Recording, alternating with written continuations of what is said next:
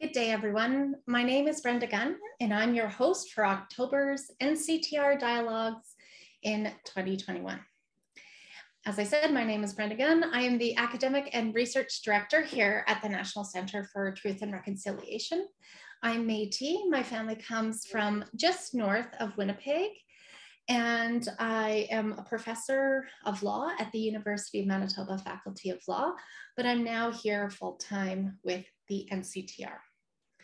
The NCTR Dialogue Series began in the summer of 2020 to continue the center's work of spreading awareness and educating the public in a virtual format.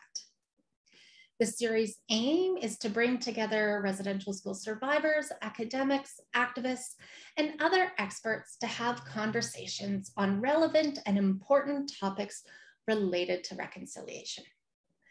During today's dialogue, we'll be exploring reconciliation and the United Nations Declaration on the Rights of Indigenous Peoples. Today, we are joined by Dr. Anaru Erueti, Professor of Law at the University of Auckland and a Commissioner on the Royal Commission of Inquiry into Historical Abuse in State Care and in the Care of Faith-Based Institutions in Aotearoa, New Zealand. We also have Sashia Leung, Director of International Relations and Communications at the BC Treaty Commission. And we will be joined by Jesse McCormick, who is currently the Director of Strategic Operations and Legal Counsels at First Nation Financial Management Board, speaking in his personal capacity. I'm going to invite each of the panelists to provide an introduction to themselves. So, Anaru, maybe you can start us off a little bit about yourself. Kia ora, Brenda. Tēnā koutou katoa, ngā mihi nui kia koutou katoa, ngā tangata whenua o Canada. Tēnei te mihi nui kia koutou ki ngā mōrehu, koutou mai ki te tautoko tēnei kaupapa tēnā koutou katoa. Me ngā kaiwhakahaere o tēnei hui, I just want to thank you all for the opportunity to speak and to acknowledge the tangata whenua, the First Peoples of Canada, and those survivors who are participating in this discussion, and Brenda for organising this hui and for recognising my colleagues and looking forward to the discussion. I'm Anaru Erueti, and I'm from the Ngaruhi Hinirangi tribe of Taranaki in New Zealand, and kia ora, great to be here. Thank you. Sashia, would you like to introduce yourself a little bit? Denise, Sakazet, Skyzet, Hati, Sozi, Sashia Leung from the Laksamasu clan, from the community of Wet'suwet'en, from the Wet'suwet'en Nation from my mother's side, and Chinese on my father's side. I also want to just say Tabi Masai and acknowledge the Coast Salish peoples, the Musqueam, the Tsleil-Waututh and Squamish peoples for allowing me to zoom in from their beautiful traditional territories. I also want to acknowledge the traditional territories in which all of you are joining from. Also want to say thank you to Brenda and to the National Center for Truth and Reconciliation for bringing this dialogue series together. Masai. Oh, as well, sorry, my apologies. I also work for the BC Treaty Commission in a very new role, Director of International Relations and Communications. And BC Treaty Commission is an independent body that advocates and facilitates for the recognition and protection of Indigenous rights and title through the negotiations of modern treaties and tripartite agreements with the governments of Canada, British Columbia, and First Nations in BC. Masai. Thank you, Sashia. Jesse, can you give us a bit of an introduction to yourself? Ojo Kinawea, Jesse McCormick, Conditionagaz, Deshkan Zibonchava. It's a pleasure to join you here from Secwepemcúlecw territory in British Columbia, territory of the Secwepemc people. My name is Jesse McCormick. I'm Anishinaabe from Chippewas of the Thames First Nation, also very proud to be Wolf Clan Oneida from the people of the Standing Stone Oniidaq, the Oneida Nation of the Thames. I join you today in my personal capacity, but I serve as the Director of Strategic Opportunities and Legal Counsel for the First Nations Financial Management Board. And prior to that work, I worked for the Honourable David Lametti, recently reappointed as Minister of Justice and Attorney General of Canada in the capacity of Director of Rights Implementation, had the opportunity to help work on some of the government side work for the implementation of the Declaration in Canada and the advancement of the Truth and Reconciliation Commission calls to action. So thank you, Brenda, for having me. Andrew and Sashia, it's a pleasure to join you. I look forward to today's discussions. Thank you all for those introductions. It's, I think, a really nice broad panel coming from different perspectives, and everyone has experience both at the international advocating for the rights of Indigenous peoples, as well as experience working in their own domestic capacities to promote reconciliation and the UN Declaration. So I'm really excited today to moderate today's panel, where we're really going to just be exploring the different ways that the UN Declaration can be, can facilitate reconciliation here. So over the course of the next 45 minutes or so, I'm going to provide a handful of questions, and I'll just turn to each panelist one at a time and have your reflections. And I really encourage you all to engage with one another and just maybe give me a little wave if you want to respond to something that anyone else has said. I will just also recognize that at various points, we're connecting from different places around the world, and the internet will be our friend or not so much. So as people speak, if I can remind you to turn on your cameras so that our audience can see you. But with that, maybe I'll go to the first question. And perhaps the first question, we'll start with alphabetically by last name. And so the Truth and Reconciliation Commission referred to the UN Declaration as the framework for reconciliation. So from your perspective, how does the UN Declaration provide a framework for reconciliation? And maybe I'll start with you, Anaru, and then move to Sashia, and then end with Jesse's comments and thoughts on this one. Yeah, kia ora, Brenda.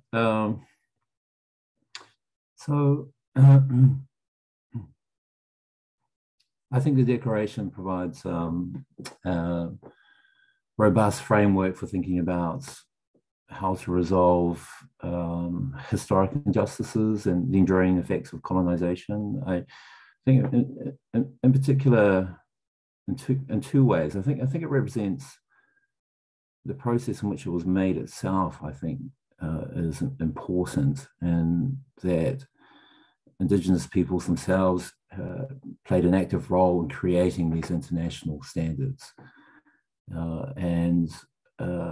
While I'm maybe going too far to say that they were on the same footing as states when it came to negotiating the Declaration, I think they came pretty close to it at times, more so than any other standard setting exercise in the international arena. And I think, so in terms of making the Declaration, I think it's representative. It speaks volumes about the need for Indigenous people to participate in processes that affect them. But also, and connected to that, because of their participation, there are these robust rights in the Declaration that set out a process for reconciling injustices of the past and today. And in particular, of course, is the right to self-determination in Article 3, which is groundbreaking to provide such a right for a people within a state, and other rights that flow from it, which assist with reconciliation, and in particular, the right to free, prior, and informed consent, that Indigenous peoples consent to policies and proposals that affect them, historical redress, a right to self-government, recognition of treaty rights. These particular rights, I think, closely connected to self-determination, provide a really robust framework for advancing Indigenous rights. I think I'll put it there. I'm trying to be short and sweet.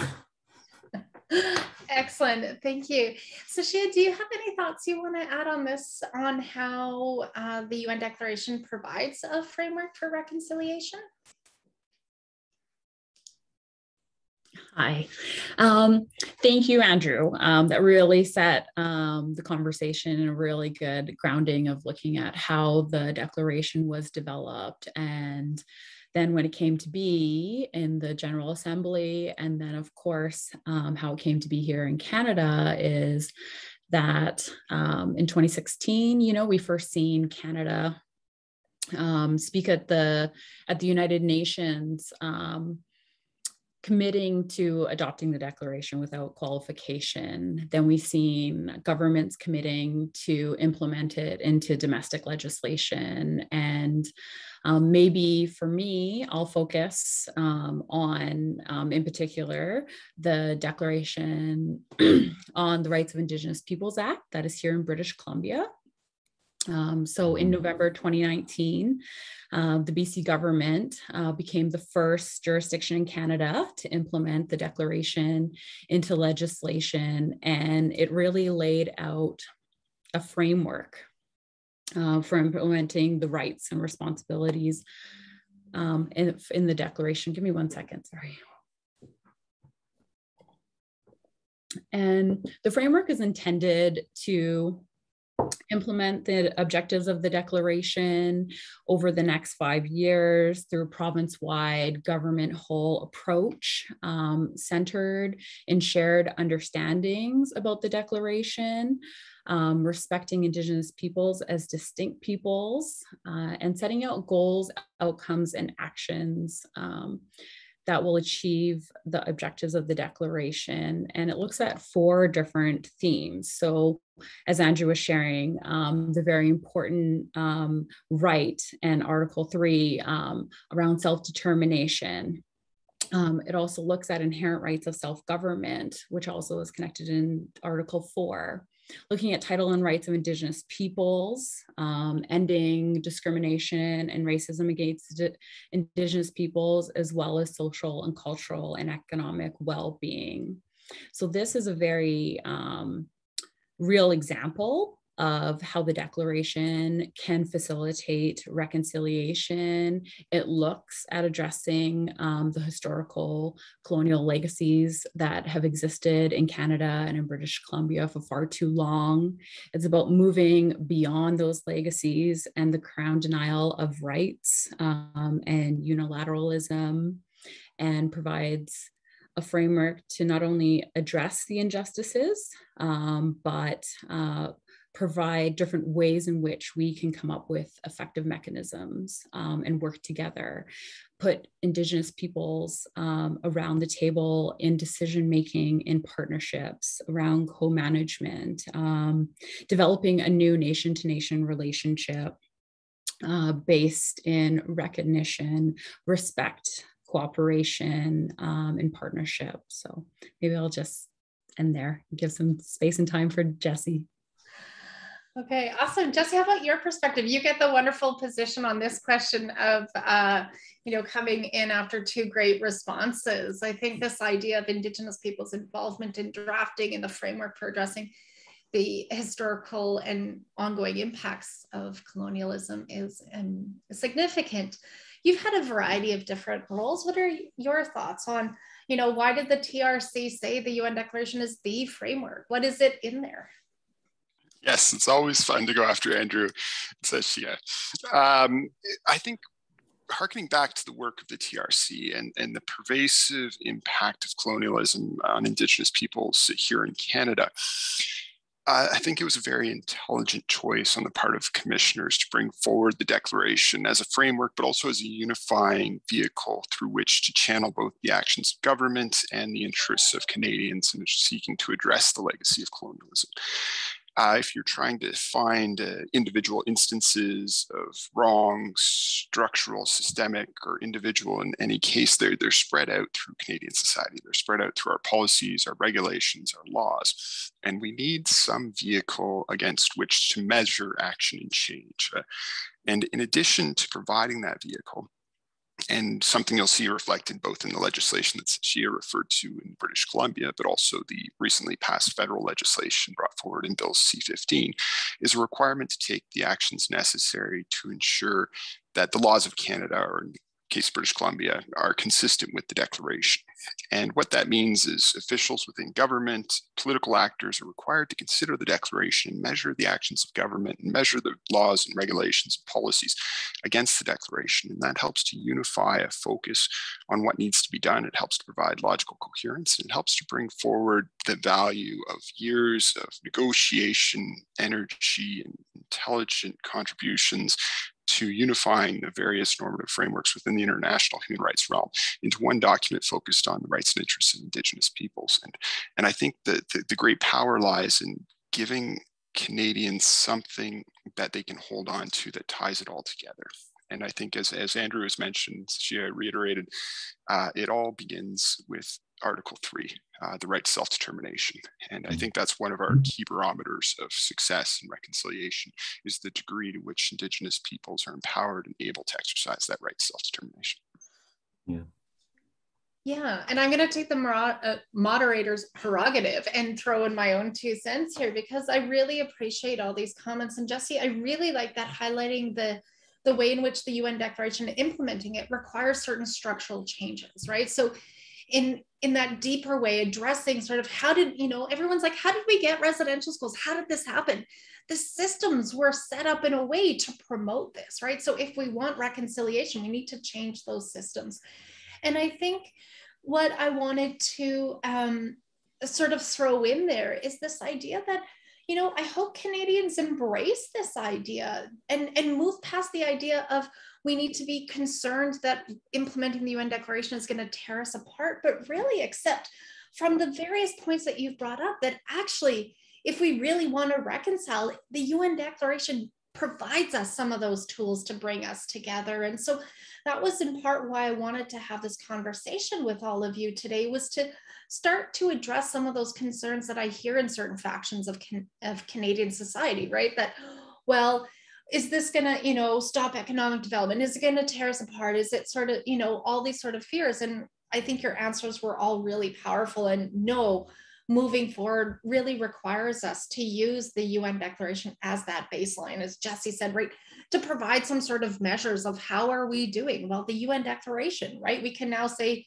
we can judge the standards in Canadian laws against the rights in the UN Declaration. So thank you all for your thoughts on this. I think now maybe moving on, I'm hoping to get a sense of the different experiences that people on this panel really have. You've all had a range of positions and work. So I welcome you to answer the next question on how does the UN Declaration influence your work? And you're welcome to speak to your current positions or how you've used it in past roles. You've all had an amazing wealth of different experiences. And so I'd love to hear about how does the UN Declaration influence your work? Remembering that our lens here is about reconciliation, at least at some level. But maybe, Sashia, can I start with you this time? Do you have thoughts or ideas on how has the UN Declaration influenced your work? Hi, yes. So the UN Declaration pretty much permeates many aspects of the work of the Treaty Commission. As I shared earlier, the Treaty Commission is an independent body that advocates and facilitates for the recognition and protection of Indigenous rights and title through the negotiations of modern treaties and tripartite agreements with Canada and with BC. And implementing the UN Declaration is a part of this, even though our negotiations process does predate this framework. It does involve and implements a lot of the provisions that are included in the Declaration. These are government to government to government agreements grounded in Indigenous self-determination and self-government. They operationalize rights such as recognizing Aboriginal rights across in their traditional territories, providing lawmaking authority, jurisdiction on First Nations lands, protecting and revitalizing Indigenous languages and cultures, defining citizenships based on kinship, based on Indigenous traditions and protocols, You know, what we're seeing in the work that we do at the Commission at negotiation tables, the parties are incorporating the UN Declaration of the recent federal legislation and provincial legislation as foundations to treaties and agreements. They are incorporating direct articles from the declaration, articles of redress, for example, where third-party interests are being included in their traditional territories. The Crown has the responsibility to redress and compensate Indigenous peoples, not only financial, but can include lands, and that's a responsibility of the Crown. The other interesting part about the work that we do is the Treaty Commission itself is an example of Article 27, which speaks to fair, independent, impartial, and transparent mechanisms to assist Indigenous peoples with the recognition of rights, laws, traditions, and the Treaty Commission and its negotiations process was established by BC First Nations in conjunction with Canada and BC.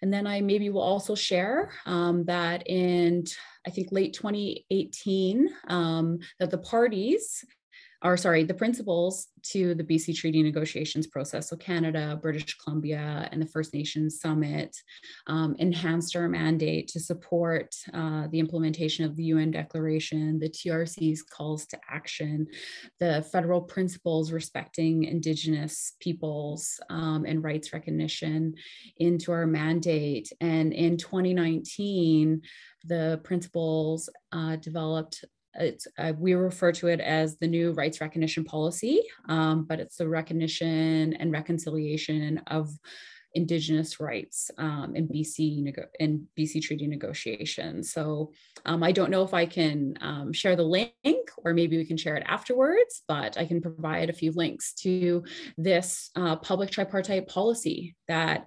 explicitly endorses the UN Declaration, gets rid of extinguishment, moves and centers negotiations, and grounds it from a basis of recognition and self-determination and self-government. So the UN Declaration has a huge influence in the work that I do.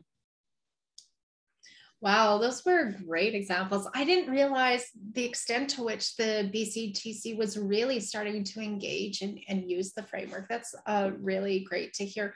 Maybe I'll turn to Jesse next, and then we'll turn to you, Anaru. Jesse, how about your work? I don't know if you want to speak to some of your past roles and the different experiences you've had, or how the UN Declaration influences your work, or also just your way of thinking or approaching some of the challenges we face in Canada. Thank you, Brenda. The Declaration has been part of my work for quite some time, and in different capacities, I've been able to utilize and have my work influenced by the Declaration in different ways.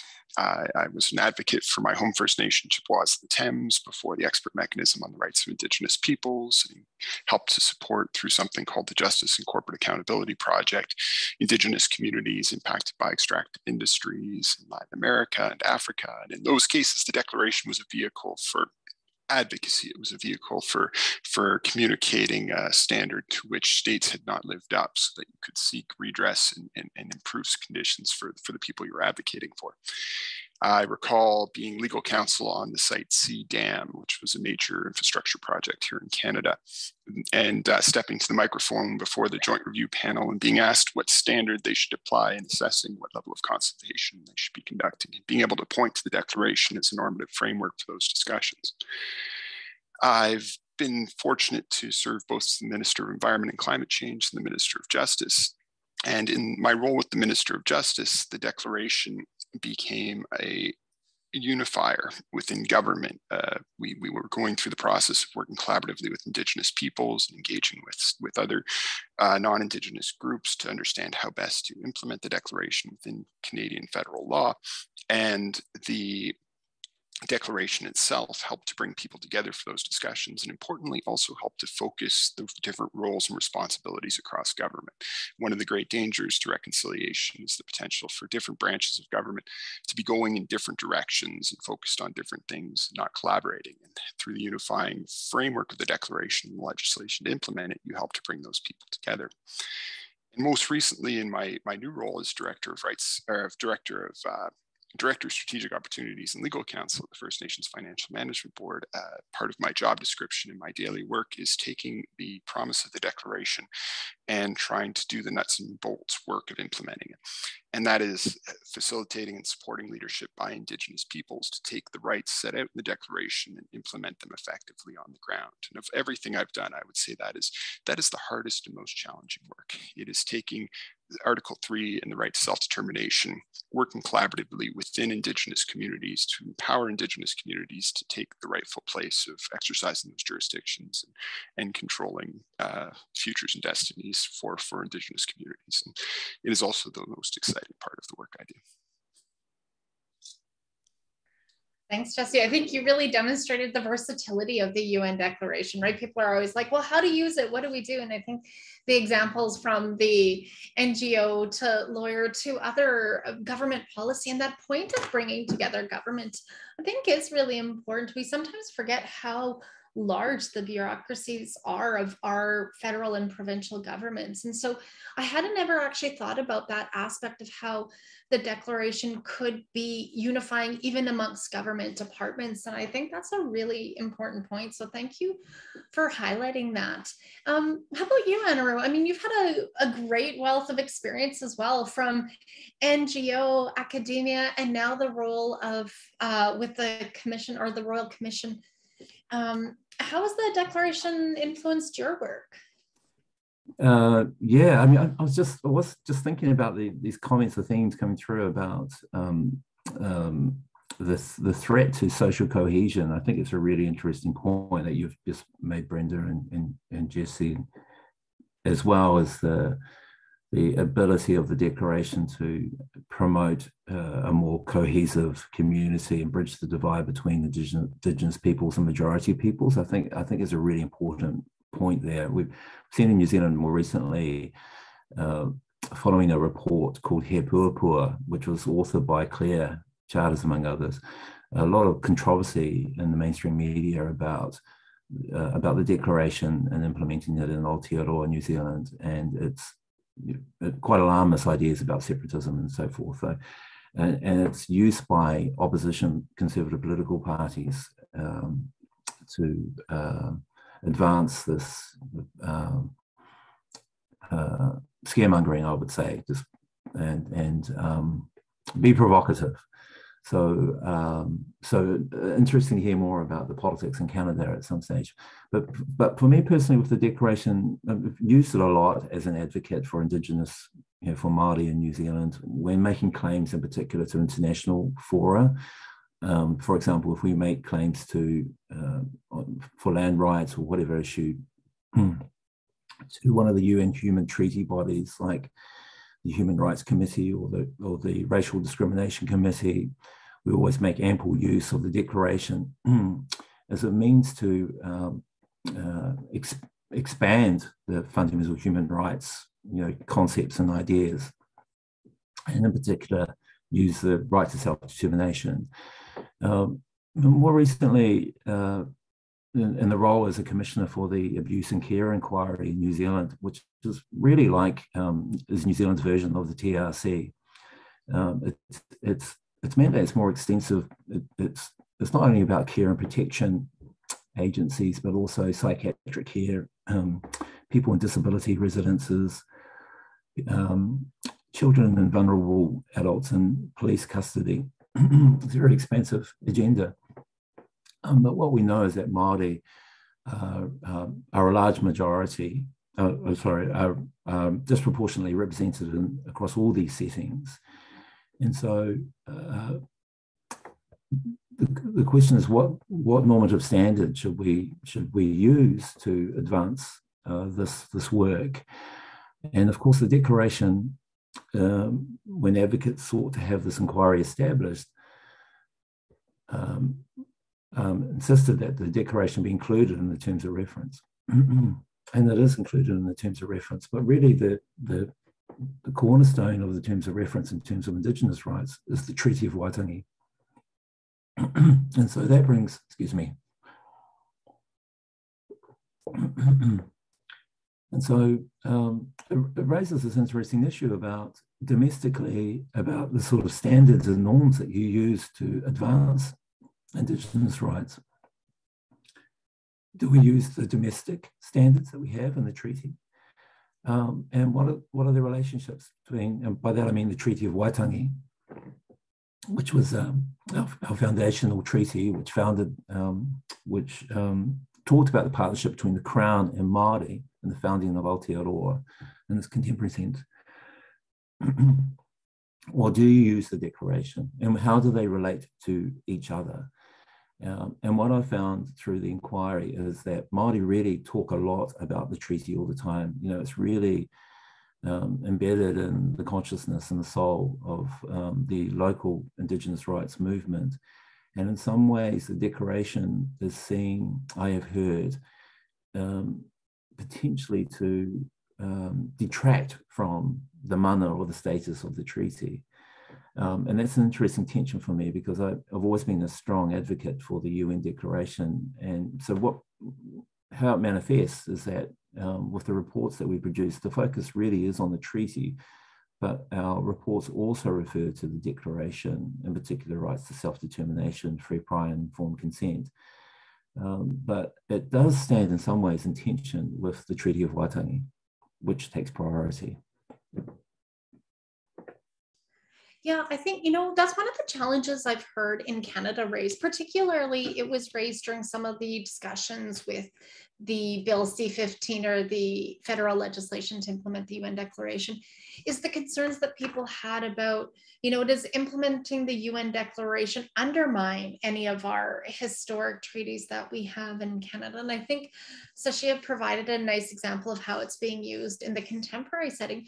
But I think these questions are important. And I know in the, you know, in the Canadian context, one of the things I've pointed to is the UN Declaration itself points to the idea that implementing human rights can't take away rights, right? Like human rights isn't a tool to suppress people. So implementing it is only going to raise people up, right? So where there are already standards that exist or promises or, you know, criteria, obligations that exist in treaties, I think, you know, a proper approach, at least from my perspective, is that we implement the UN Declaration in a way to complement and support and build up some of those experiences. You know, the National Center for Truth and Reconciliation is housed physically on Treaty 1 territory, one of the historic numbered treaties. And, you know, one of the challenges that I hear sometimes is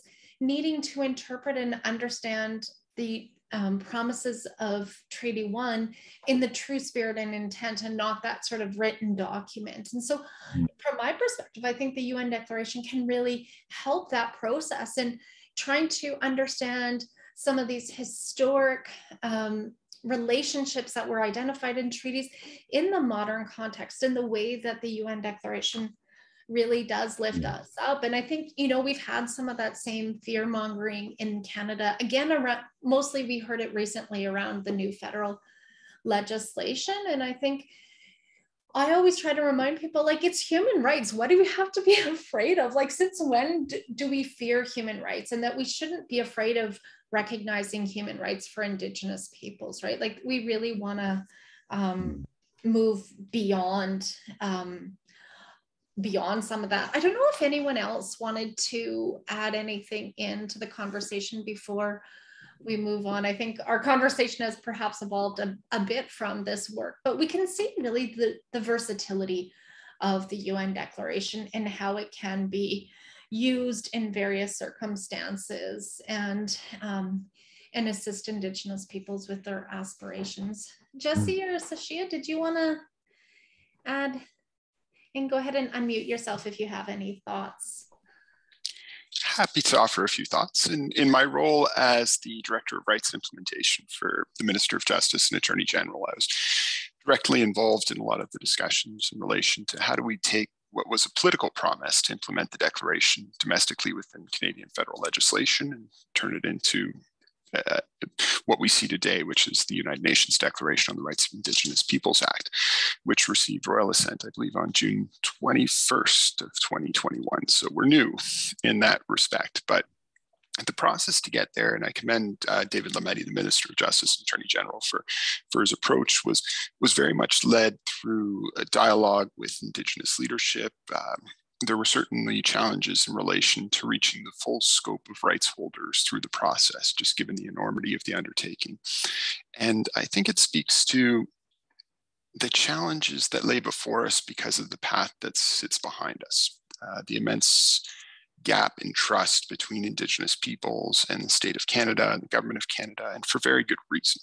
The policies, practices, and choices of government officials, you don't have to look very hard to find instances of wrongdoing and harm. And in that context, building trust is a very challenging thing to do. The declaration did offer the opportunity to examine the relationship between the international normative framework and the domestic Canadian laws set out in Section 35 of the Canadian Constitution. And I think there were valid concerns about what are the potential implications. And the bill itself, C-15, included a non-derogation clause. The declaration itself provides certain elements of consideration for the interests of non-Indigenous parties. But most importantly, the declaration, as you've mentioned, Brenda, was founded upon human rights and provides a foundation for progress, whether it be large steps or incremental. And I think it was that past, or that opportunity for progress and forward movement that was most convincing to those who had their reservations about implementing it. And I think it also provides a new tool, or is what former National Chief Perry Bellegarde would refer to as an added arrow in the quiver for Indigenous peoples to hold the government to account. And I think all of those things combined will very clearly leave us in the years ahead able to look back and say we are better off today as Indigenous peoples in Canada because of legislation to implement the declaration and the associated investments of resources, government energy, and collaboration that come with that than we would be without it. Thanks, Jesse. So the next question, I think, builds hopefully on the conversation that we're starting here, but I'm wondering from each of your different perspectives, what do we need to start doing in Canada or globally to work to implement the UN Declaration? Or what are some of the next steps or critical steps in this process, or processes? Maybe I don't want to limit us to a single process. Maybe I'll just kind of keep going in our order. Jesse, do you want to start us off on this question? Thank you, Brenda. Well, to turn to the United Nations Declaration on the Rights of Indigenous Peoples Act federally, as the BC provincial legislation, it provides for the development of an action plan, and that was necessarily delayed by the recent federal election. But that is, I think, where the greatest opportunity is to influence change for Indigenous peoples to be part of the process, working with government to take what is set out in the declaration, what is now enshrined through Bill C-15, the United Nations Declaration on the Rights of Indigenous Peoples Act, and turn it into concrete changes in policy, resources, and legislation. Getting the process right, getting the inclusion right, getting the opportunity for collaboration right is going to be an important part of the level of success that is achieved. So I'd say that's the first and most important next step, combined with the calls to action of the Truth and Reconciliation Commission, particularly those focused on education and the need to bring within the Canadian conscience both the memory and the forward-looking image of ourselves, the reality of the harm suffered by Indigenous peoples, but also a sense of responsibility and obligation for righting those wrongs and creating a better future. And I think we're presently at a very unique time in that there is a disconnect between the energy, efforts, and focus of government and the expectations for outcomes of the general Canadian public. And I think it's a powerful time because we have an instance where Canadians, non-Indigenous Canadians, are focusing their energy on asking government why these things haven't happened. And that will bring new energy to government's work. It will help to propel the voices of Indigenous peoples forward. And I think ultimately we're poised for a very important time in the relationship between Indigenous peoples and the Crown, because the expectations are changing. And a large part of that is the work of the Truth and Reconciliation Commission, the Missing Murdered Indigenous Women and Girls Inquiry, and the implementation of the Declaration. Thanks, Jesse. How about you, Anaru? Thoughts on what steps do we need to take? And we can focus more globally. No need for you to provide us advice here on Canada what we need to do, unless you have some for us. We'll gladly take it. I'm not going to put my toe in that water, but I think there's a range of different steps. I think using the Declaration is an important thing in advocacy. In claims, Aboriginal title claims, so things like Aboriginal title claims, for example, find that some advocates use the Declaration and some don't. And I think this comes back to a thing that seems to be coming through about the Declaration is just raising awareness of what it is, what it contains, and its history. I think its history is important because the way, because of the central role that Canadian First Nations peoples had in its making. I think that's important in terms of its relevance to Canada, and also. But I think when we come back to, most people know the local treaties and important judicial decisions and so forth, and their particular histories. But most people wouldn't know much about the content of the Declaration, I think so. Raising awareness of what it actually says for Indigenous peoples and non-Indigenous peoples, I think, is important. The frameworks, I think, are important. Frameworks for implementing and including, I think, Jesse, the point about moving from the political to the legal is really important, about turning the Declaration into giving it that legal force through legislation, I think, is really important. And also monitoring mechanisms to ensure that it's actually being, both domestically, but also internationally, to ensure that governments are sticking to their word. One thing about the international or regional level about monitoring is that we don't really have anything as such for the Declaration, apart from we've got a permanent forum and expert mechanism on the rights of Indigenous peoples, and I guess they're fulfilling that de facto role. But there's still this question mark for me about whether we need something specific, maybe regionally based, that is focusing on the Declaration and ensuring it's implemented within the region. Thanks, Andrew. I'm going to try to circle back to you in a second, because I don't know if you're able to speak at all to the Ewe monitoring that's happening. I don't know how directly you're involved, but I do want to give Sashia a chance to contribute her thoughts, but maybe I'll come back to you. Sashia, what do you think? What are some of the steps involved in implementing, or what are some of the next things we do here? Or continue building off of what Jesse and Andrew were sharing. Utilizing the Declaration begins with understanding the Declaration, educating yourself, talking about it in your workplaces, talking about it in your communities, understanding how we all can uphold the rights and responsibilities outlined in the Declaration. I know that it does call on states for a lot of support and implementation of different effective mechanisms, but Canadian society has a role in it, just as we know and have learned through the Truth and Reconciliation Commission and the calls to action and the calls for justice. We have lots of tools and lots of frameworks to learn from on how we can advance the UN Declaration, advance reconciliation in Canada, again, provincially, across territories, regionally, and in local communities. We need to have concrete action.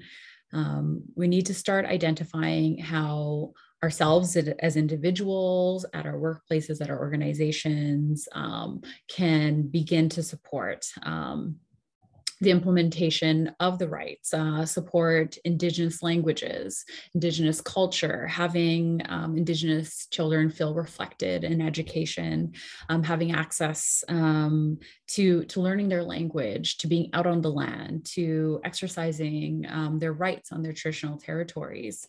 All sectors have a role to play here. And I'll just point back again as an example to the DRIPA draft action plan. So that was shared in June, and it provides an example of looking at all these different areas. So the 4 themes, how do we continue to support right to self-determination, to self-government, ensure that Indigenous peoples are free from discrimination, and it outlines it. So all these different sectors. So even if you're in resource development, who are your Indigenous partners? Who are you working with? Reconciliation is getting beyond the impact benefit agreements and towards partnership and regional co-management.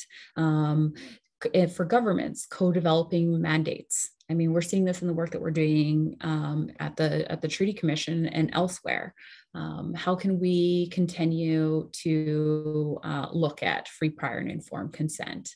The BC action plan, of course, does look at that and has a specific section that looks at shared decision making. So there's some good information out there, and it begins with reading, and it definitely begins with conversations and followed up with concrete actions.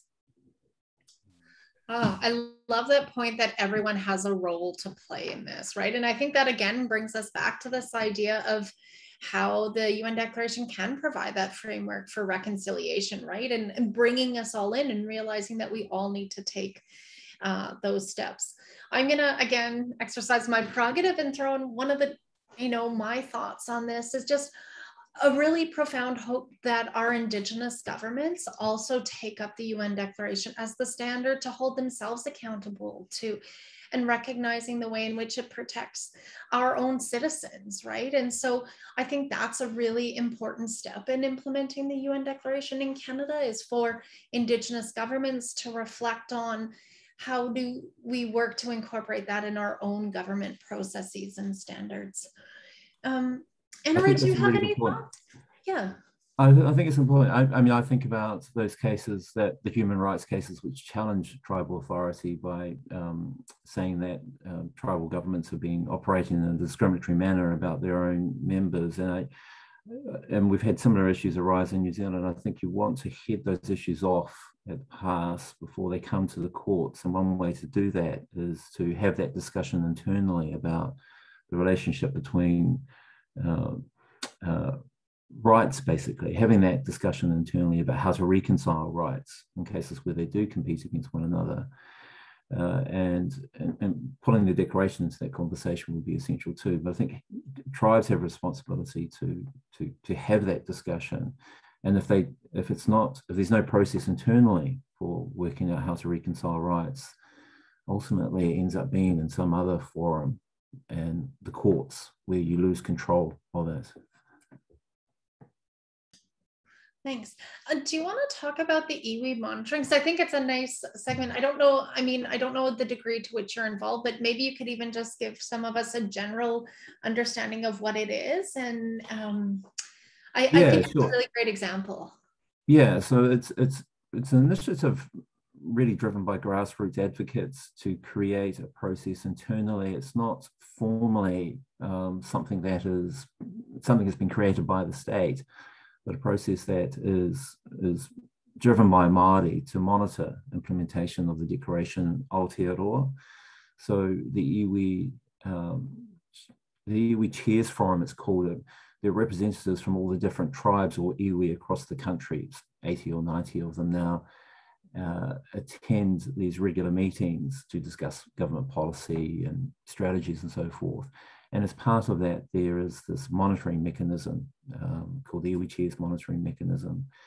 And they evaluate current government policy and legislation as against the Declaration. So it's another important means of raising awareness of the Declaration and also its relationship to the treaty, and its relationship in such a way that it gives effect to the Treaty of Waitangi. and one of the important factors, I think, is the Treaty of Waitangi has 3 articles on Māori rights. The Declaration, of course, has 46 articles. It's a much more elaborate set of standards, and now a body of jurisprudence that's judicial decisions of treaty bodies and so forth that's building around it. So it's raising awareness of the potential for the Declaration to advance alongside the treaty Indigenous rights in New Zealand. And my understanding also is that there's a mechanism so that the reports go to the expert mechanism on the rights of Indigenous peoples, and then they'll discuss there. So there's also that stepping outside of the domestic state and going to an international body for a discussion there. And New Zealand has to respond to those reports, of course. So it's a good way of holding New Zealand to account. Yeah, thanks for sharing that, because it's a really neat example, as you said, is sort of that grassroots ground up attempt. In Canada, we've had this really formalistic, the National Action Plan, where we're working with governments. And so I think it's a nice, another approach to this work of implementing the UN Declaration. We're having a ton of questions come in, so I do want to get through the list of questions that I have before us, but the next question that I wanted to, pick up on with this idea of, I think Sashia was saying it, and maybe all of you have sort of said it, there's part of implementing it is needing to understand the UN Declaration, and you've all been involved in various ways of educating people on the UN Declaration. I don't think we need to have a full lecture here on what is the UN Declaration, but is there one thing that you think people should know about the UN Declaration, or a key point or a starting point? Maybe, I think, am I back to the top of the list? Anaru, is it you, and then Sashia and Jesse? Yeah, so briefly for me, the thing that I'm immersed in at the moment is thinking historically about the making of the Declaration. I know that we see it as a human rights instrument, but I see it as being sourced in human rights, but also the decolonization arguments that were advanced, in particular by by North American Indigenous advocates and those in Australasia. So I see it as a declaration, as an instrument that gives effect to human rights, but also is closely connected to the decolonization movement, which was the movement of the last century. And I think that has particular implications for how you read interpret the right to self-determination, which means that self-determination should not be limited to merely matters of recognizing local autonomy, but something more robust than that. So I see that construction of the Declaration as providing Indigenous peoples, particularly of the Kansas states, with significant leverage when it comes to determining the relationship between Indigenous peoples and the state. That's my take on it. Thanks. Sashia, any thoughts here?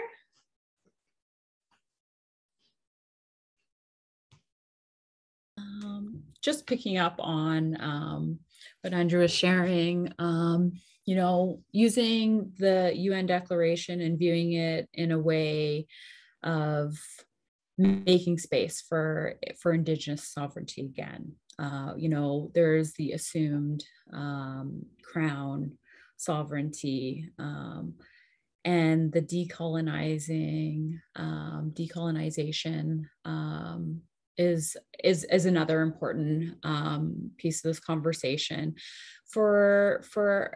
For non-Indigenous folks, I think it's important, of course, to understand that the rights, I guess it's Article 43, the rights constituted in the UN Declaration are the minimum standards for the survival, dignity, and well-being of Indigenous peoples here in Canada and around the world. That upholding Indigenous rights isn't going to take away anything from anyone else. It's going to hold us all up. It's going to provide a better future for all Canadians. And right now, in this time, and here in Canada, it needs to begin. with Indigenous peoples, with the relationship, a new relationship based on recognition and respect, cooperation, and partnership. We have to move forward together. That was great. Thank you. I was tempting to sort of get down all those words because that was a wonderful vision, I think, and something definitely really important. Jesse, what are your thoughts here? It's been a while since I turned to you, I think. It's your turn. I'm still here. I'd like to riff a little bit off what Sashia was saying and really elevate that conversation around Article 43, the survival, dignity, and well-being, the minimum standards. And I think it speaks to the interests of how do you channel that interest on the part of broader Canadian society to do right by Indigenous peoples, to address the historical wrongs, to see improvements in living circumstances of Indigenous peoples across the country. And I think there's a light that hasn't quite turned on, but I'm hoping as we move forward with implementation, education, people will continue to look at the Declaration, not only as a set of standards and rules against which to measure government conduct, but the minimum standards, the basis upon which Indigenous peoples can survive and thrive in this country. And there's the connection there that if you can build that center, and then from there flow out to the other elements, the rights that are included in the Declaration and the mechanisms by which they're being implemented in British Columbia and Canada federally, you can help to align that public interest in improving the lives of Indigenous peoples and bringing forward the true history of Canada with the mechanisms to make the changes necessary to breathe life into the Declaration in its domestic application. So it's taking that component of realization of the interconnection between the rights that are included in the Declaration as a whole and that connection to the survival, dignity, and well-being of Indigenous peoples that I think will be an important part of achieving a positive outcome from this process. Excellent, thank you. The next question I have, I actually stole it from a panel that I was on because it was a question that threw me off, but it ended up being a great conversation. So the last question that I'll pose before we start turning to some of the audience questions that we've got lining up here is, what's your favorite article? Sashia, do you have one? I know we've talked just about 43, and so that one's definitely a good one. We've talked about 3, self-determination. What's your favorite? Are we allowed to have favorites? I don't know. I know, right? Well, maybe before that, I do want to just pick up on what Jesse was talking about. When you are reading and beginning your journey of understanding the UN Declaration, just emphasizing the importance of reading and understanding the Declaration as a whole, that every part of it is interconnected, interdependent, that the preamble provides a basis for the vision of what was envisioned, initially when Indigenous leaders were developing this declaration. It also supports how we interpret the rights and responsibilities. What's interesting about the UN Declaration is when I think about growing up in my community, learning from our Denise, our Zakaze in our Batlats, being out on the Yinta, that we don't always see everything as rights, but as responsibilities.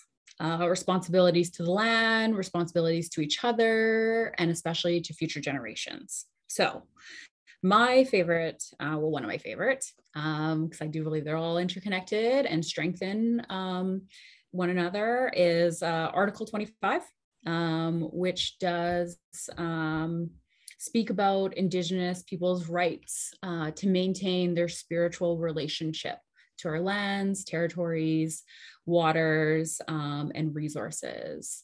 And for me, most importantly, it includes our responsibility to uphold these responsibilities to future generations. So for me, that's close to my heart, because it's interesting because we were talking about the decolonization. To touch back onto that, is it really grounds it in our worldview. of spirituality, interconnectedness, that it cannot be separated, and that our responsibilities to the lands and the resources and each other's and our cultural traditions and our laws and our protocols have existed since time immemorial for each of us and will continue to exist into future generations. So Article 25 is one of my favorites. That is a good one. And I really also like that article for how you're right, like really reminds us that while it's a UN declaration, while it was the General Assembly that passed it, it really is our declaration, right? It grounds our rights in our own custom laws and traditions and that worldview. And I love that part about strengthening the spiritual relationship and reminding us that that's what, the rights are about. That's why we have FPIC. Anyways, sorry, I'm not supposed to talk. I'm supposed to be moderating and facilitating conversation amongst these great experts. Jesse, your favorite, pick one. I have played this game before. To touch briefly on Sashia was saying in that element of spirituality, and it makes me think to a lot of the people who have really been influencers both domestically and internationally in the implementation of the declaration and its development, and the degree to which spirituality is infused in just their being and how they brought that forward and shared that with us through the content of the declaration and helping to establish a document that not only sets out parameters in black and white, but is infused with and guided by a spiritual understanding of the world. And it's so immensely important in terms of helping to create space for Indigenous peoples in Canadian society. But my personal favorite is 37, treaties, agreements, and constructive arrangements. I'm from a treaty space. And I think the Declaration offers us a unique portal to effective implementation of treaties in Canada. And that's because when you look at the jurisprudence of treaty implementation under Section 35 of the Constitution, it's often focused on the nuances, the finer points, the sharp edge of the knife of, is this activity permissible or not permissible? Is this harvesting right available in this context or not? And the declaration, and building again on what Sashia was saying, that interconnectedness, the indivisibility of the declaration, it has Article 37, but it also has Article 3. So it ties together the missing piece, which I think is often there in the Canadian discourse, of the treaties being a product of self-determination, of the exercise of self-determination in treaty making with the Canadian state. And in so many instances, you see the implementation of treaties missing the point because they drive by the self-determination and they try to get to the finer points of, can you carry a rifle? Can you hunt in this place? Can you harvest this animal? When what they're really missing is the foundation of the relationship is predicated on the self-determination. And the declaration ties those together so closely that it offers up a new avenue, a new way of thinking, I think, for the Canadian domestic context about how do we truly and effectively implement treaties. So Article 37 for me.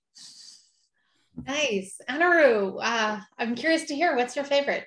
I was just thinking about Sashia was saying about the nature of the language, and I think it's, and Jesse points to this too, it's really interesting that, it's legal, right, and it's human rights, and my favorite is Article 3, but if you look at Article 3, it's kind of inelegant the way it's expressed, and it's kind of alien to us, because when Sashia was talking about, you talk about things more in terms of responsibilities that you owe to your community and to the land and resources and so forth. Somehow we've had to shoehorn all these Indigenous concepts into this human rights framework, and so it is what it is. We have to deal with it, right? And then when we apply it domestically, then we'll unpack it again, and then we'll infuse it with our own, unique ways of thinking about the world and so forth. But for me, it's Article 3 because it's the linchpin for the declaration. I think everything stems from that, and it's all about empowering peoples, about making a difference, bridging the gap between us and majority cultures. Breathing life back into Indigenous identities. There's a whole lot there about empowerment, I think, or restoring mana, we'd call it in New Zealand, mana as in personal and collective status and authority. Yeah, I'm gonna take my liberty again. They're never gonna ask me to moderate again here. I I struggled the first time that I was asked this question. And then I kind of realized if I get to cheat, I would say Articles 1 and 2 together. But that idea of equality and non-discrimination before we jump into self-determination, right? And I really think the idea of equality is important, particularly when we think about it in the substantive equality, right? That idea that for me, part of the declaration is it's really important that we start addressing those fundamental racist ideas that continue to exist, not only in individual mindsets, but in Canadian systems, that Indigenous peoples have just not been respected as peoples for far too long in Canadian law, in international law. But when we talk about equality, we're not talking about fitting us into that mold, right? It's about making sure that that mold fits us. And I think, I like your point, Andrew, that Article 3 isn't in our language, right? That is really more an international law language. But hopefully when we add in ideas of equality and recognizing who we are as Indigenous peoples, that we can sort of break it open. And, you talked about sort of how when we go to implement it, we bring it back to us. And I think for me, that idea of equality, that, it's about making sure we continue as Indigenous peoples and that we address some of those fundamental aspects. So thank you all for taking the time to answer my questions. We've gotten a ton of really great questions from the audience. We have a few minutes left. I'm going to just sort of scroll through the list here.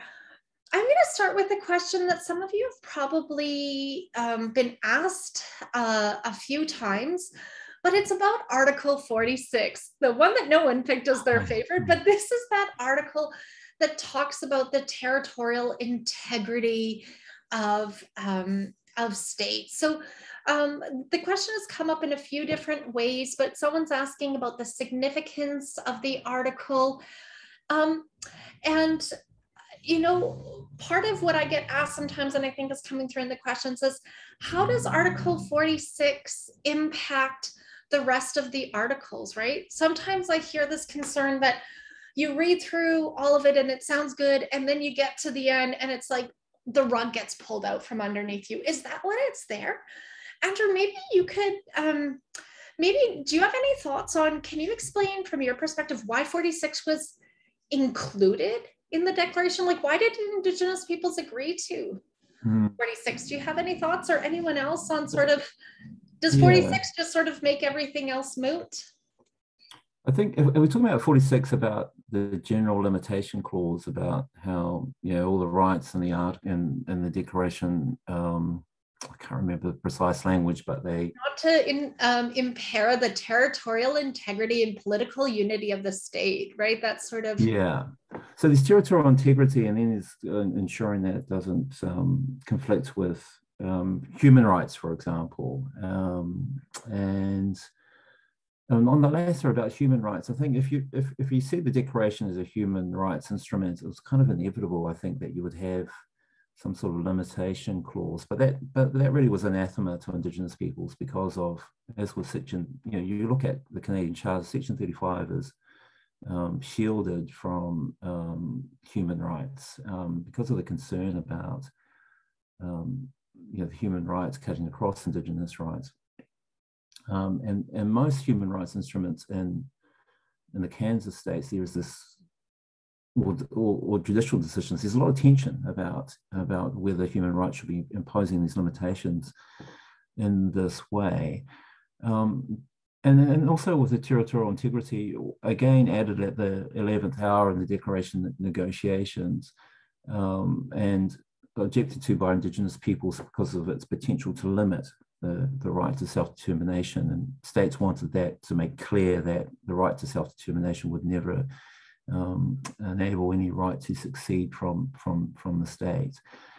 But I think if you read the declaration and core rights like self-determination as being grounded in both human rights and these decolonization, see the link with the decolonization movement, I think it makes those rights more robust when it comes to the potential limiting effects of Article 46.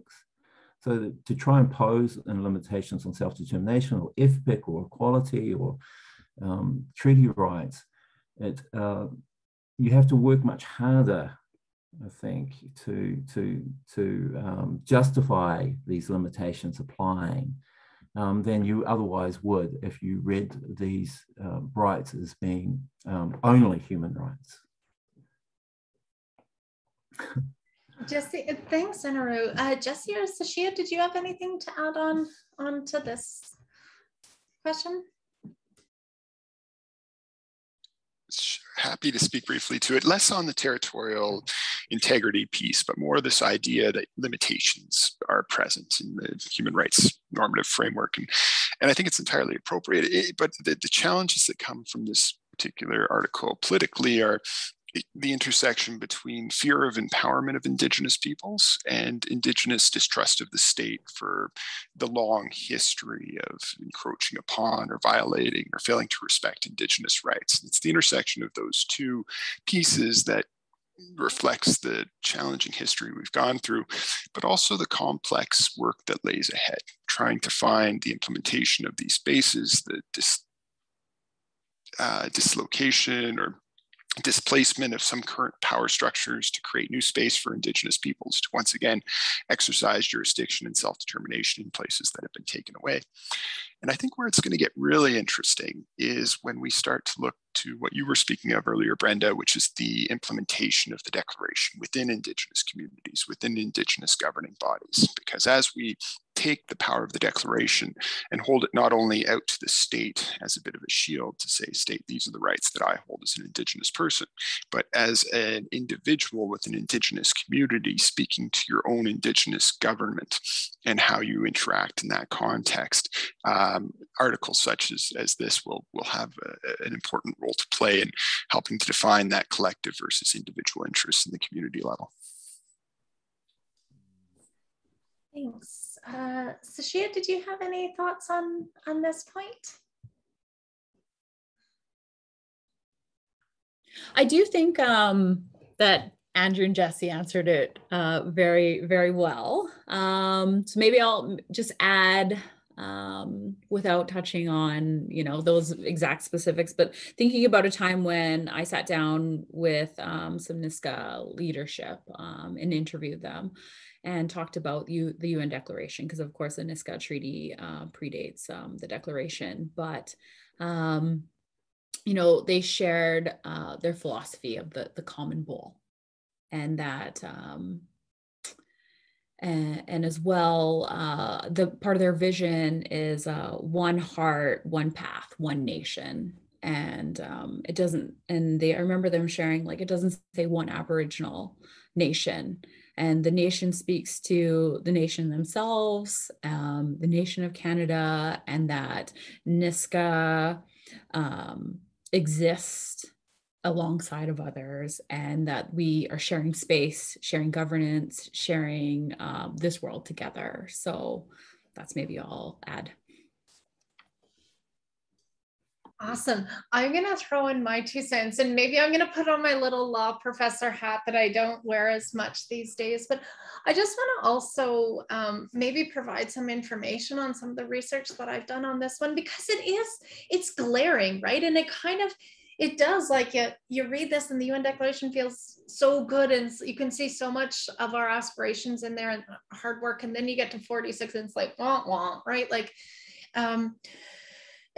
so I spent some time looking at this question, and I think what's really important for me is I get why Indigenous advocates agreed that this was okay to include, because when I looked at international law around self-determination, and I think the former Special Rapporteur James Anaya's work also speaks to this, it's really clear that in international law, states have generally this recognized right to territorial integrity and political unity. But there's a key caveat there, and that is this right of states is only there as long as states uphold their right to uphold the right of peoples to self-determination. And so I think it's really significant that the UN Declaration and the Rights of Indigenous Peoples is grounded in international human rights law, because it's clear that if states do not recognize and fulfill Indigenous peoples' rights to self-determination, they can no longer claim the sort of, oh, well, we have protection of our territorial integrity and political unity, right? The only way states can protect that is by fulfilling Indigenous peoples' rights to self-determination. And former rapporteur James Anaya, he talked about, you know, we have the right to self-determination, the same right as other peoples. And if states don't fulfill that right, if they continue to violate it, we're entitled to a remedy. And we don't know what that remedy looks like, but the remedy must ensure that we fulfill the right. And so, you know, I'm okay with saying, yeah, Canada, you have your right to territorial integrity, meaning Canada will stay intact as a country and your political system will stay intact. But for me, there's a very clear asterisk that exists in international law that says, as long as you work to fulfill people's rights to self-determination. And so for me, this point isn't quite as scary, or I don't think it undermines the rest of the rights, because Canada has an obligation that follows that right. I think moving on, there's a ton of really great questions. And I'm going to ask one of them, which is, aren't we included in the Universal Declaration of Human Rights? Why do we need a separate document like the UN Declaration? And I thought, that's a really good question. Maybe I should have started us off there today. So any takers? Maybe Sashia or Jesse, I don't know if either of you want to start us off on this question. Why a declaration on Indigenous peoples? Didn't we have rights under the Universal Declaration? This is all you, Jesse, first up. I was wondering where that was going to land. I think it is right and appropriate to recognize the declaration, the United Nations Declaration, the rights of human rights, but also thinking about the broad normative framework. The declaration includes components on various conventions, various established international human rights norms, and they've been included within the declaration in part because that foundation exists elsewhere. But it's the lack of unification, it's the lack of bringing them together, and it's the lack of conception of those rights in relation to the unique circumstances of Indigenous peoples, respecting the diversity of experience of Indigenous peoples across the globe. And within that recognition, within that tailored element of the declaration, there's great value because the circumstances of Indigenous peoples are unique and thus require unique normative frameworks to address. So you have both the foundation of rights that apply beyond Indigenous peoples, but their application and articulation in relation to the unique circumstances of Indigenous peoples provides a better and more effective vehicle for addressing some of the challenges that have been faced by Indigenous peoples. Awesome, thanks. Anaru, anything to add? Yeah, no, I couldn't add much more than that. I think it's interesting, though, because that was exactly Canada's argument in the declaration negotiations. They said that, do you need to draft new standards? Because we've got all these human rights standards, including the UDHR and international covenants. Why not just use those and make sure they're applied effectively to Indigenous peoples? And then Indigenous peoples argued in response to that, well, you know, that these kind of classic human rights standards are not working for us because in the main, they're focused on individuals and protecting the rights of people, but not peoples, and not our particular circumstances, and nor do they recognize historical injustices. The human rights framework is very forward-thinking, very prospective in nature.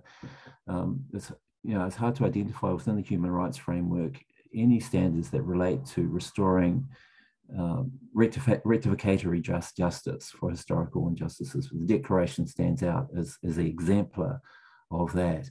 And the right of peoples as collectives to have rights. Again, the Declaration creates something that's quite unique and distinctive compared to these kind of classic human rights. Yeah, thank you. I think that was great responses to the question. I was going to add something, but I think our time is ticking on, so I'll keep my comments to myself perhaps. But there's another question that I think would be a great one to close us up, as we are just about out of time.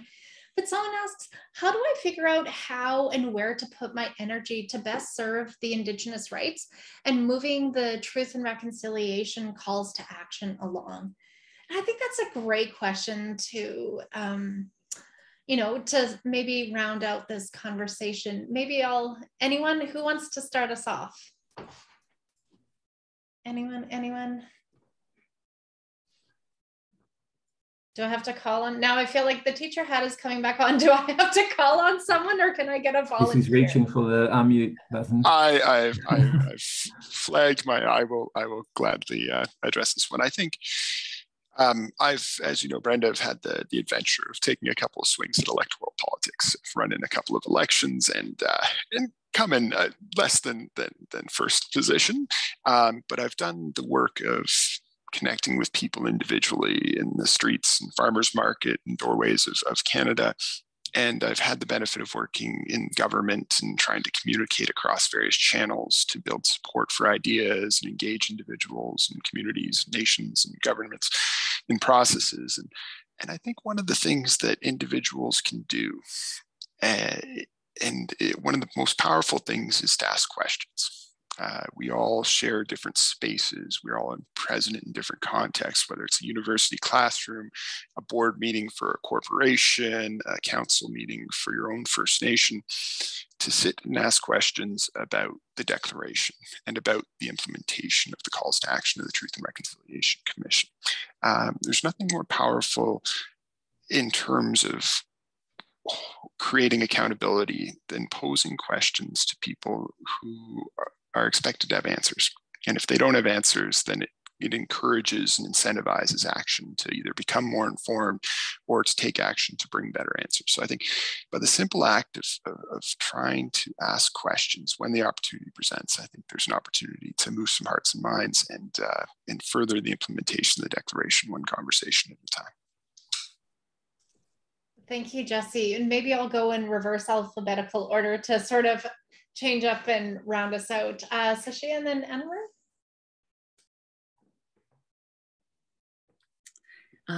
Thank you, Jesse. That was very, very well said. Maybe adding on to that, not only asking questions when the opportunity presents itself, but thinking about how do we create space? So implementation involves everyone. And most importantly, with Indigenous people leading the implementation of the UN Declaration, of the TRC's calls to action, calls to justice. Looking around, making sure that the right people are in those spaces, the right people are around the table. And sometimes that means being an ally and stepping back. And I think there's so much hope for our young people and for future generations. And too often I see their voices missing in these conversations and their presence around their table. So when I think about how can we effectively implement it, we have to ensure that we have everyone involved. Thank you. Anaru? I think the Declaration supports this fundamental notion, I think, about letting Indigenous peoples do the work. You know, like when I think of healthcare, education, child protection services, for such a long time, it's been the state administering to Indigenous peoples.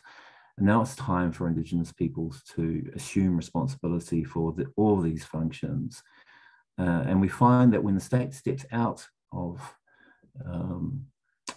these areas and empowers Indigenous communities to take responsibility, that we do better and we're more effective and we're more responsive. And so the Declaration stands as a model for empowering peoples. And I think empowered Indigenous peoples mean a stronger, more cohesive community, citizenship as a whole. So we all benefit from this. Thank you so much. I'm going to just open it up for any last comments, thoughts, reflections after what has been an enriching conversation. And my mind is just so inspired by all of the comments that you've shared. But we have maybe 1 or 2 minutes if there's any last comments or that you would like to make, or a question that you were wishing that was going to be asked that I didn't get to. Anyone? Sashia, any last comments, or Jesse? Happy to dive in. Thank you, Sashia. I'm a parent. I have 2 little children, a little boy and a little girl, Everett and Quinn, and they're both Chippewas in the Thames, and they're both exceptionally cute. And they approach that age where they would have been the ones that would have been taken away to Indian residential schools, the institutions, the places. And that is never lost on me. And I don't know that I fully understand intergenerational trauma, but I do understand the impact of waking up at night with thoughts of the harms that were suffered at the schools, and juxtaposing that with my responsibilities as a parent. And there's this tension between wanting to show them the best of the world, their culture, the happiness, the strength of their own communities, and the pleasures and positive elements of all of that, so that they see that strength and they understand and they're shielded from the harms that have been part of our history, and the need for them to know that what has happened, including within their own family, and to be aware of that, and to continue to be voices for changes when they're old enough to carry those responsibilities. And I think about the work we do. I think about conversations like this, and I see them through that vehicle of being a parent and helping to bring good things to the world. And you know, I'm immensely appreciative to you and everyone who's taken the time to participate in the discussions. And I think one piece that I would leave that I didn't get a chance to touch on, Sashia brought it elegantly forward, is the enormous importance of having Indigenous peoples in the conversation. If you're involved in some element of reconciliation, whether it's government, whether it's corporate, whether it's community, and you look around the room and there aren't any Indigenous people in the room, it's time to reach out. It's time to build networks. It's time to create space. I find that in my experience in government, the closer you get to the top, the less likely you are to find Indigenous people. And that, in many practical ways, is a barrier to achieving the outcomes that we're all trying to achieve. So it's having confidence in creating space and building those networks, whether it's through mentorship or simply actively pursuing the participation of Indigenous peoples in the important decision-making spaces that are affecting our country. So, but those are the thoughts I'd like to leave everyone with, and I leave with a happy heart for having had the chance to speak with all of you. So thank you. Thank you, Jesse. Anaru, any last words for us today? After this meeting, I've got a meeting with our survivor advisory group to the inquiry into abuse and care, and we're talking about our report on redress. So we've got a report coming out in December. It goes to the minister on creating a new redress scheme for providing reparations and counselling support for survivors of abuse and care. And it's a long time coming. But one of the important themes, one of the central themes, is the Declaration, as well as the Treaty of Waitangi. But they are really the cornerstones of the redress scheme for me, and without, you know, so it's just reconnecting the Declaration of International Indigenous Rights with the experience of survivors. Unless we have a robust scheme that is led by and created with survivor voices, then it's not going to work. And we recognize that. And in particular, a large number of Māori survivors that are in our community. So that philosophy of survivors and Māori leading the discussion on the design of a new redress scheme or a new Māori health scheme or a new mental health scheme. This is all essential, and the Declaration gives you that sort of the wind that you're under your sails, behind your back, or whatever the metaphor is, to enable you to do that. Thank you. Sashia, any closing reflections for us today? I know we're tight on time, so I just want to really acknowledge you, Brenda, for bringing us all together, for creating space for Indigenous voices, for these conversations, for creating space for survivors, holding space for Indigenous children that didn't make it home, that we still continue to hold in our hearts and find ways to honor. And one part of that is full and effectively implementing the UN Declaration, the TRC's calls to action, the calls to justice, respecting Indigenous rights to self-determination, self-government, in whichever forms that look like.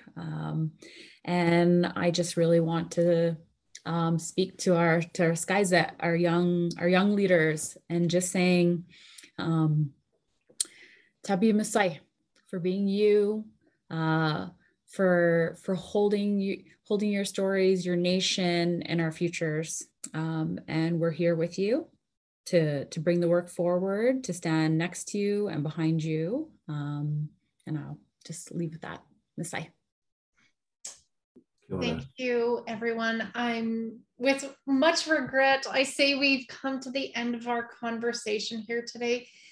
It has been the highlight of my day. These, these are things I think a lot about, and I've just learned so much today, and I really hope our audience has as well. We will be posting a recording of today's video on our social media pages, so that if people want to go back and get down those great words and share them with others, they'll be there. And so on behalf of the National Center for Truth and Reconciliation, I want to thank from the bottom of my heart, Dr. Anaru, Erueti, Sashia Leung, and Jesse McCormick for joining us today. And so thank you again to our audience for being here. And you can just watch for news on our next dialogue that'll be happening in November on our social media. And with all of that, I say thank you and have a great day, everyone. Kia ora, Brenda. Thank you. Big Rich. Great to see you again, Jesse. Good to see you all. Sashia, Andrew. Bye. Kia ora, Sashia. Take care.